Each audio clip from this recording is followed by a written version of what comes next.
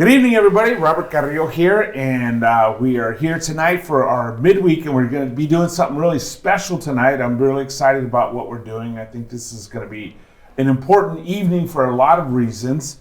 I'm here with our CR team for the Metro region, and I get to be here with David and Lexus Llamas over here, and we got Montel Johnson and Karen Alice over here. They are the superheroes of the CR ministry, and CR ministry is an incredibly important ministry.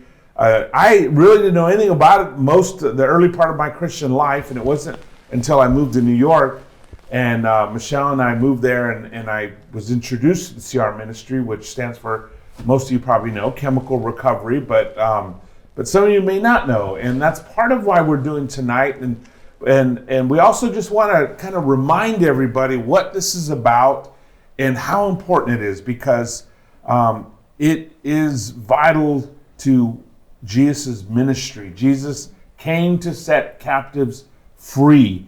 And right now, according to the latest stats I've seen, over 21 million Americans struggle with addiction. Roughly about 4% of the population at any time is having an addiction issue, and 10% of the population will either already has or will go into an addiction. And that might sound like just kind of out there because, you know, there's 350 million people in our country. But if you break that down to our region, we have about 370 members. That means about 37 of our members will be struggling at some point with addiction.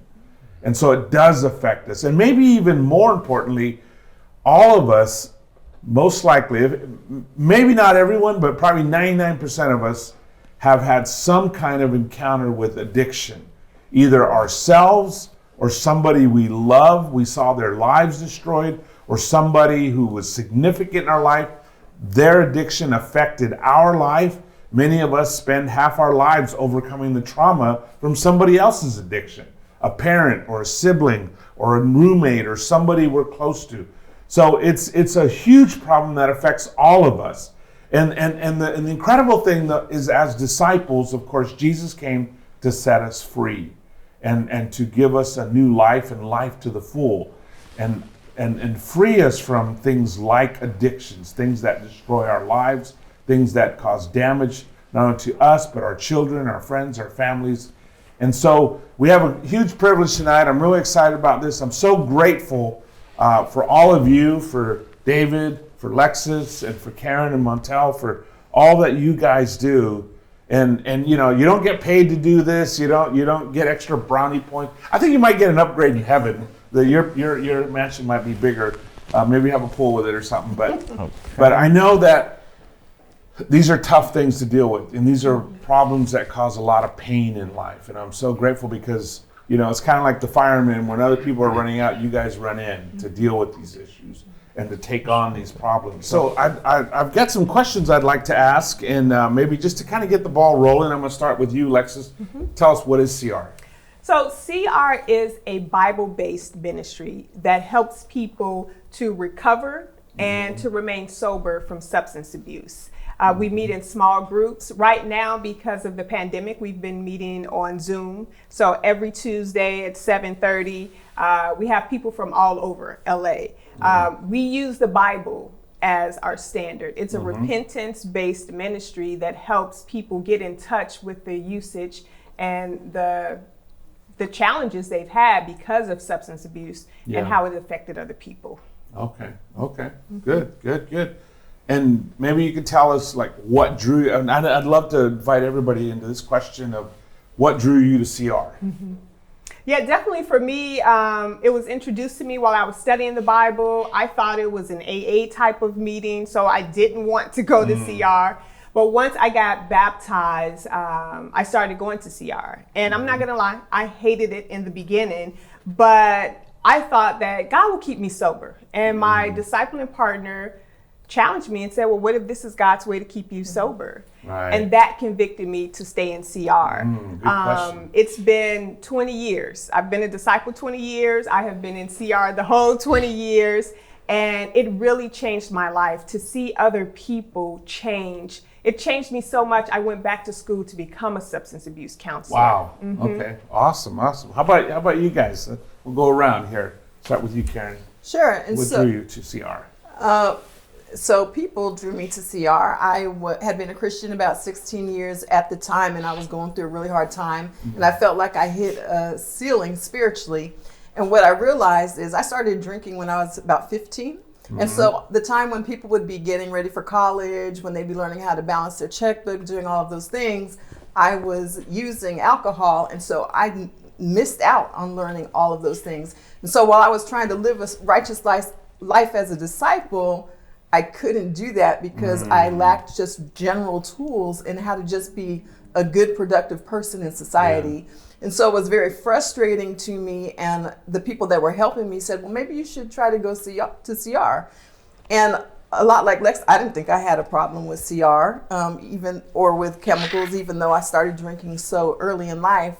And so I kicked and fought and screamed. But it really did impact my life. It really helped me to learn not just practicals on, how to financially be responsible, but how to problem solve in relationships and how to take responsibility for my own actions and the things that I did in my life that, caused me harm.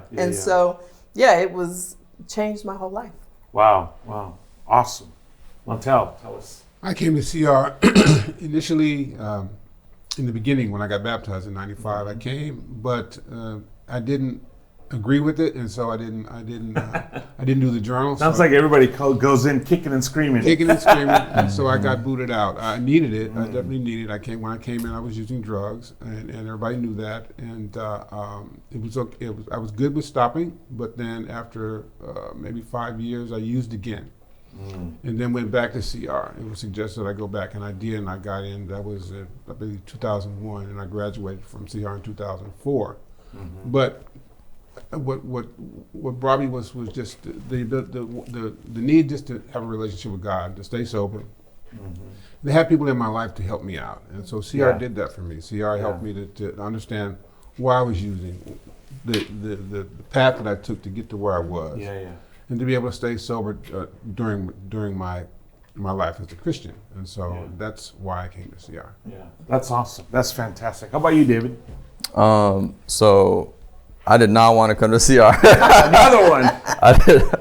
There was a brother, Seth Jensen, that reached out to me. I came up to Seth Jensen, and I said, hey, I'm thinking about going to grief recovery. He said, he was very straightforward with me. He said, tell me about your using history. I told him about my using history. And then he said, I think you should go to chemical recovery first.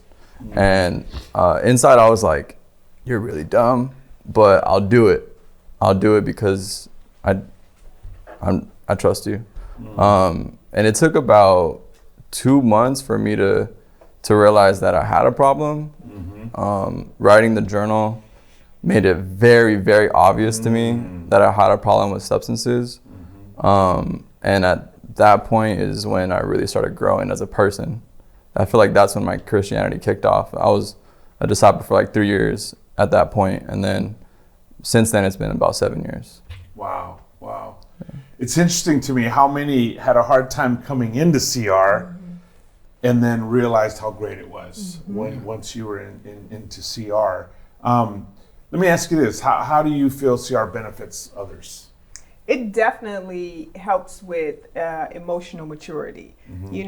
Statistics say that when you start abusing alcohol or drugs or any substances, you stop growing emotionally. And so for myself, at 26 years old, coming into the kingdom, I had used since I was 14. So emotionally, I was about 14 because you start using substances to deal with the challenges and the emotions, good, bad, or otherwise.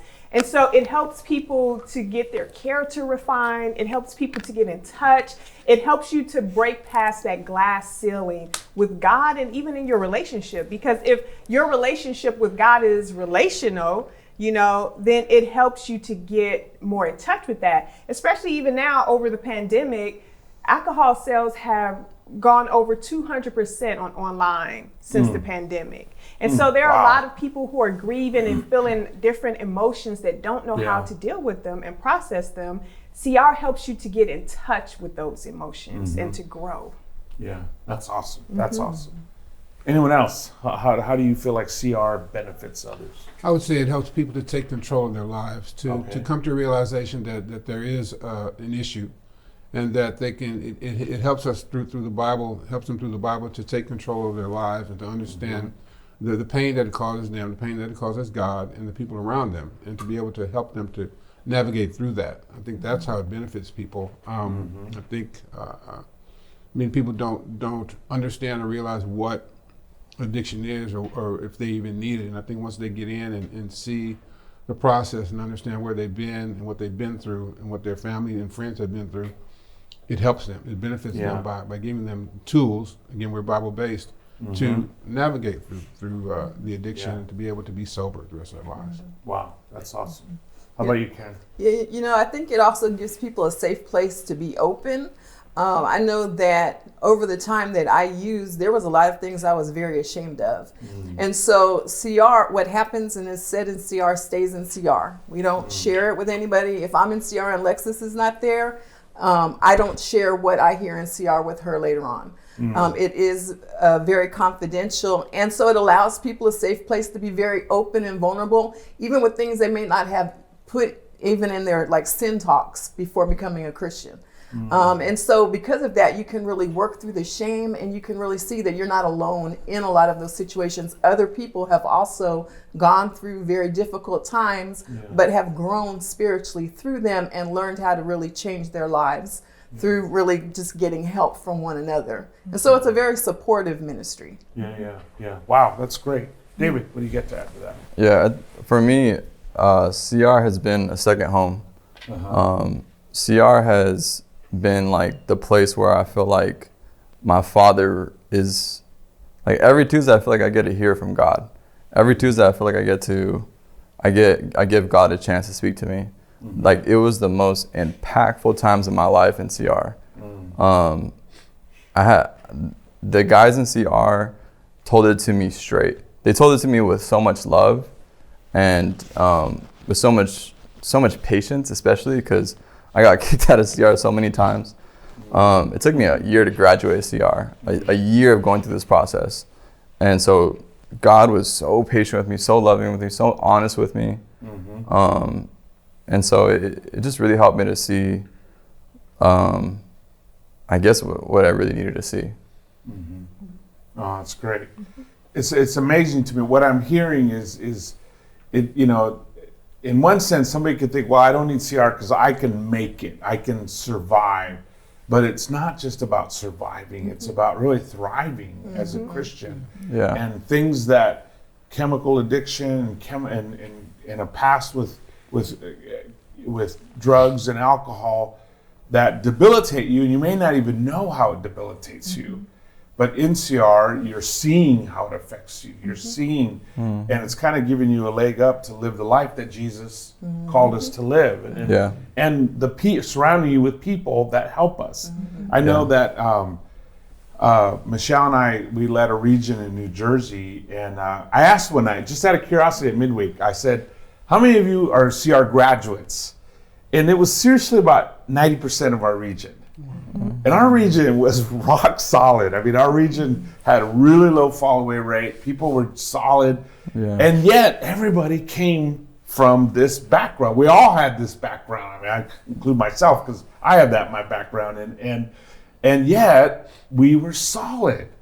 And you compare that to another ministry where people didn't have that background, but they had a lot more people falling away, or a lot more people struggling and relapsing. And the difference that CR can make in your life, I think, is incredible. What's your vision for CR in the future? We'll start with you. Put you up first there. Right, CR advocate. I definitely would love to see CR grow, definitely more on the forefront of the ministry. There was a time that CR was thriving you know, where we had graduation every year and almost the whole church would be at CR. Yeah. I would love to see even more supportive services for CR. As a substance abuse counselor, there are some things that we can't tackle in CR because it's a ministry and everyone are not counselors. You know, you have people who are trained, but they're not counselors. And so we have to refer people to facilities and inpatient type of facilities to get extra help. I would love to be able to use my professional ability to help people even further. We have a nonprofit with CR. And so we're trying to figure out how to utilize that to be able to offer those supportive services for even more help that people can get. Yeah. Good. David, what's your vision? My vision is for people to take CR as seriously as they take impurity. I feel like chemical use is it has this stigma. I feel like it has this for some reason it's hard for people to talk about their usage. I want people to feel like you know how with purity, I can't speak for other people, but about purity, for me, I feel like it's really on my heart. Like purity is really on my heart. It's right in front of me, and it hits me. I feel like I would love for people to feel the same way. Like when they're struggling with substance abuse, I would like them to think about it and for it to hit their heart like impurity does, and for them to want to get open about it. And if they're not getting open about it, at least see it like it's something that they should get open about. Yeah. Thank you. Karen, what's your vision for it? So my vision is that people of all walks of life would come to CR. So CR is not a closed ministry. You don't have to be a disciple. You don't have to attend our church to come to CR. You just have to be willing to recognize that God in the Bible is used to really, that we see that as the power that changes our lives. We know that is. And so I'd like to see more people come to CR, like with their family members that maybe are struggling, or other people. We've seen people that were not Christians come to CR and become Christians because of the CR ministry and the impact Jesus had in their life. CR really is just a ministry where Jesus heals our lives. And I'd really like to see that recognized not only inside of our church, but throughout just our society, allowing in our communities that we could come and have people come. And then I'd like to also see families get reconciled. Drug and alcohol abuse wrecks families. It wrecked my family. And I praise God that me and my daughter Clarice have a great relationship now, but it really is CR that helped us to rebuild that. And so I'd like to see that too, families being reconciled and growing stronger together inside the kingdom and outside. Yeah, that's great. Montel, what's your thoughts on your vision for CR in the future? My vision for CR in the future is to see it grow, to see it get back to the place where it was, where we had a chemical recovery ministry in almost every region within the church. When we had graduations before, there were graduates from all over the church. And so, and also to see have different time zones that we can, the people can come to CR. So to be able to grow the ministry, to be able to raise up leaders, to have more availability for people that want to come. Right now we have people coming on Zoom, which makes it easier, but we would also like to be back in person again as well. Yeah. In the meantime, we have Zoom, but still to have more leaders to raise up in the church in more of the regions of the church, so that we'd have more, so it'd make it more accessible for those who want to come out, for those who want to get sober, those who want to get sober, those who want to be a part of it. Yeah. So just to grow again, like it was, it's shrunk a little bit over the years, and so we want to get big again. Yeah. Thank you. Anything else you want to add about the vision, about the future of CR? I would like to add something. I was just thinking, I would like for there to be more training as well, because I think that people have a misperception of what substance abuse looks like and what chemical recovery is all about, thinking that there are a lot of myths that come Yeah. with that. You know, oh, I'm not on Skid Row or anything. Right, I'm right, okay. I was a drug addict once upon a time in life, but now I just have drinks. Like, I don't want to have to, I'm not an alcoholic. I was a drug addict, but you know, and it's kind of the same thing with substance abuse. It affects our brain, and that pleasure principle thing where it gives you just enough dopamine that you feel good, but when you switch from one thing, you want something else. And so we often do a lot of addiction switching, you know, but without training, without knowledge of a lot of these things, that people don't realize that. People don't realize that you switch from addictions. Just because you've stopped using drugs or even alcohol, some people go to gambling, some people go to shopping, but it's all rooted in that same center that started, that you just never got healed from. It's kind of like walking around with a broken arm. It'll heal on its own after a while, but you won't be able to like really It doesn't heal use right. it. Yeah. Correct. And so sometimes you have to break that bone and let it set properly for you to get the full motion after you can be up there using that arm. You know, people get so used to walking around with limitations, just, I'm okay like this, I'm okay, and not reaching their full potential. And so I would love to just see more training and education so people can really understand more about, we're not trying to shame anybody. We're not trying to tell people no drinking in the church anymore. Like, we're not trying to do that, but it is a serious problem that people need to be aware about. Yeah, absolutely. You know, I think it's one of those ministries that oftentimes gets overlooked and misunderstood, like what you're saying. And I appreciate what you all are sharing. And I mean, for one, I welcome more teaching, more training opportunities. I think that would really be great to raise the awareness of not only the need, but the victories that come in it, and how a lot of us can thrive, and a lot of us can be healed from, you know, the destruction of drug abuse, which I'm always amazed at how many of us have that in our families. You know, it's like every family has got some pretty serious damage because of drugs, because of alcohol. But also, you know, I think about, and I can say this to this day, the most powerful meetings I've ever been in the church were CR graduations. I mean, I'd been to graduate. We had this place in Harlem, and we would pack it, and that we'd have the big CR graduations, and I mean, I'd be bawling. It was just so powerful to see people's lives transformed, and to see the power of God in people's lives, you know, and see how their lives are transformed, how they're set free. And then equally inspiring is to see the hope that gives their children. I had to do it was a family tree. It was in a psychology class, a family therapy class.